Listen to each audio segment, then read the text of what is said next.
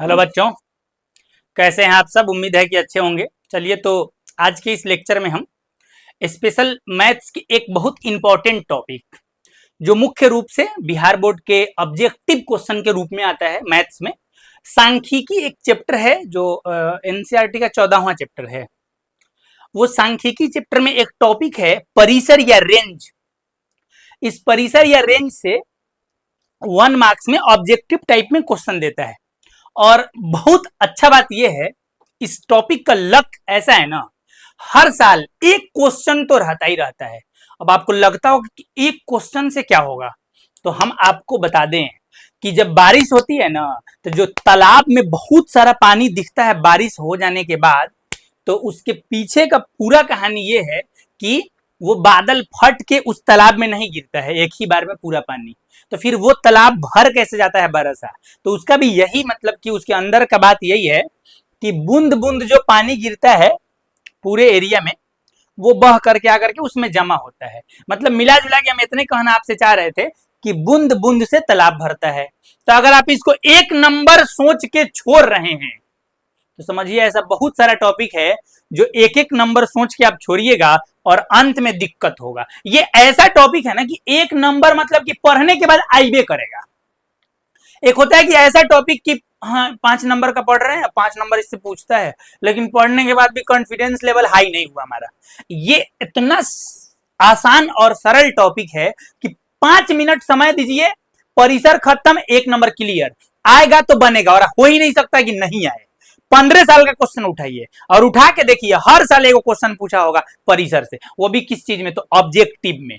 या पहले अति लघु पूछता था 2020 से पहले, 1 नंबर वाला उसमें। तो चलिए टॉपिक का नाम फिर से बता देते हैं। टॉपिक का नाम है परिसर, जिसको परास भी कहते हैं। इस परिसर को हम परास भी कहते हैं, परास। तो आप इसको भी जरा याद रखना, परिसर का एक और नाम है परास या रेंज। अब ये रेंज क्या होता है या परास क्या होता है सांख्यिकी या मैथमेटिक्स में, तो इसको जरा समझना। मतलब कि सांख्यिकी में क्या होता है, मैं डाटा का ही बात करते हैं, तो कुछ डाटा अगर दे दे, जैसे मान लेते हैं 2, 5, 7, 9 और 11, कुछ डाटा, आंकड़ा इसको बोलते हैं। ये जो मतलब दिया होता है, एक जगह बहुत सारा प्रेक्षण दिया हो तो इसको हम डाटा या आंकड़ा कहते हैं। कुछ आंकड़ा दे दे तो इसका एक रेंज होता है। वो रेंज कैसे निकलता है इस बात का हम जिक्र करते हैं। तो देखते ये हैं कि इन मतलब इस डाटा में सबसे बड़ा मान कौन है, सबसे बड़ी संख्या कौन है और सबसे छोटा मान कौन है, मतलब सबसे छोटी संख्या कौन है। उन दोनों का अंतर निकाल लेते हैं, डिफरेंस निकाल लेते हैं। वही डिफरेंस इस डाटा का परिसर कहलाता है। तो परिसर का फॉर्मूला यहां पे आप देख लें। अच्छा, पहले इसको जरा समझ ही लेते हैं। इसमें सबसे बड़ा मान, जिसको हम महत्तम मान कहेंगे, महत्तम मान, सबसे बड़ा मान 2, 5, 7, 9 में 11 जो है ये सबसे बड़ा मान है। और इसमें सबसे छोटा मान का अगर बात करें ना, तो इसमें सबसे छोटा मान 2 है। तो ये 2 जो है इसको हम न्यूनतम मान बोलेंगे, न्यूनतम मान। अब क्या करना है, इसको घटा लो। तो सबसे बड़े मान में से जब सबसे छोटे मान को घटाते हैं तो उसके बाद जो प्राप्त होता है, जो अंतर प्राप्त होता है, वही कहलाता है परिसर। किसका, तो दिए गए आंकड़ा का परिसर कहलाता है। तो इस दिए हुए आंकड़ा का परिसर 9 होगा। उम्मीद है कि परिसर समझ में आ गया होगा, एकदम जबरदस्त लेवल पे समझ में, बस हो गया, खत्म, इतना ही है ये है। अब थोड़ा सा फॉर्मेलिटी निभा लेते हैं देख करके ये फार्मूला को। फार्मूला आपके सामने है, इसको देख करके थोड़ा सा हम लोग फॉर्मेलिटी निभा लेते हैं। यहां पे है फार्मूला।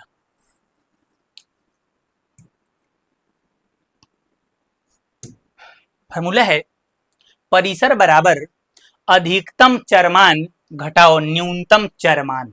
इसको चरमान के नाम से भी जानते हैं। तो मतलब कोई दिए हुए डाटा में जो सबसे बड़ा मान है उसमें से जब सबसे छोटे मान को घटा लेते हैं तो जो मान निकल के आएगा, जो अंतर निकल के आएगा, वही परिसर होगा। एक अब उम्मीद है ज्यादा बकवास करने से कोई फायदा है नहीं, बस यहाँ ध्यान दे दो। अब एक क्वेश्चन है, उदाहरण के लिए 5, 8, 12, 20, 25 का परिसर क्या होगा। 5, 8, 12, 20, 25, 5, 8, 12, 20, 25 का परिसर क्या होगा। तो सबसे पहले इसमें ध्यान से देख लो, सबसे बड़ा मान कौन है, तो सबसे बड़ा मान है 25। सबसे छोटा मान कौन है, 5। तो इस सबसे बड़का में से सबसे छोटा को क्या कर लो, घटा लो। 25 में से 5 घटाओ, कितना बचेगा, 20। तो इसका परिसर का आंसर आपके सामने है 20। कहोगे हई सब का लिखा है, फॉर्मेलिटी। परिसर बराबर अधिकतम मान घटाओ न्यूनतम मान। अधिकतम मान 25 है, न्यूनतम मान 5 है, तो 25 में से 5 घटेगा तो क्या बचेगा 20। उम्मीद है कि समझ में आ गया। हो गया खत्म। अगर 2 मिनट लगा हो, बस 2 मिनट का ही टॉपिक था, हो गया खत्म। अब क्या है, खत्म कर दें? नहीं, कुछ ऐसा क्वेश्चन से आपको मिलवाते हैं जो क्वेश्चन पिछले कई बार पूछा गया है। हो सकता है उस क्वेश्चन पे साइड में केवल एक किसी साल का नाम लिखा हो, लेकिन वही क्वेश्चन रिपीटेड हो सकता है। तो हर साल पूछा हुआ क्वेश्चन है, 4-5 की संख्या में क्वेश्चन है, जरा उस पर बात कर लेते हैं, ध्यान दीजिएगा। यहां आपके नजर के सामने जिगर के पास 4 क्वेश्चन है, इस पे जिक्र करते हैं, एकदम बन जाएगा। और ये बना मतलब कि 1 नंबर क्लियर। पहला क्वेश्चन है आपके सामने, देखिएगा। 24, 15, 22, 13, 9, 10 और 30 का परिसर क्या होगा? ऊपर वाले ने आंख दिया है और आंख के साथ दिमाग दिया है। आंख से देख के दिमाग लगाइए कि इसमें सबसे बड़का मान कौन है। इसमें सबसे बड़का मान 30 है, जो महत्तम मान या अधिकतम मान कहाएगा। और इसमें जो सबसे छोटका मान है वो 9 है, 9। अब इस 30 में से 9 को घटाएंगे, इस 30 में से 9 को घटाएंगे, वही परिसर होगा। तो 30 में से 9 घटाइए, 21 हो गया। कब पूछा है? 2019 में पूछा हुआ है। दूसरा क्वेश्चन यहाँ, इसमें कलम नहीं चलाना है, दिमाग, बस उतने देर का खेल ही है। आंकड़े 12, 17, 81, 26, 38, 42, 57, 62 का परास क्या होगा? देखिए, कहीं परिसर पूछता है, कहीं परास पूछता है। अब इसमें सबसे बड़ा मान, जिसको हम अधिकतम मान कहते हैं या महत्तम मान कहते हैं, वो 81 है, 81। और सबसे छोटे मान का अगर बात करें तो सबसे छोटा मान 12 है। अब 81 में से 12 आप घटाइएगा तो 11 में से 2 गया 9 और 7 में से 1 गया 6, तो 69। यह डी जाएगा। बस अगर हम इस तरह नहीं घटा पाए तो तुम्हारे लिए एगो इलाज है। 81 ऊपर लिख लो और 12 नीचे लिख लो और घटा लो, हासिल लो। 11 में से 9 गया, सॉरी 11 में से 2 गया 9, हो गया 7, 7 में से 1 गया 6, वही तो आ रहा है बस। तीसरा क्वेश्चन, 5, 7, 9, 11 का परिसर ज्ञात करें। तो 5, 7, 9, 11 में सबसे बड़ा मान 11 है, सबसे छोटा मान 5 है। 11 में से 5 गया तो 6। अगला क्वेश्चन है आपके सामने, 8, 11, 13, 14 का परिसर ज्ञात करें। इसमें महत्तम मान 14 है और न्यूनतम मान 8 है। 14 में से 8 घटाइए तो 6। बस सब किसी न किसी साल पूछा गया है, यहाँ तक कम हम लिखे हैं। अब ये और भी किसी साल में पूछा गया होगा, सब साल यहाँ पे नहीं दिखाया गया है। बस इतना ही क्वेश्चन था और इतना ही बातें था, इसको ज्यादा लंबा करके कोई फायदा था नहीं। उम्मीद है कि समझ में आया होगा। अगर वीडियो अच्छा लगा हो तो इसको लाइक करो और अपने दोस्तों में शेयर करो। फिर मिलते हैं अगले वीडियो में। बहुत बहुत धन्यवाद जुड़े रहने के लिए।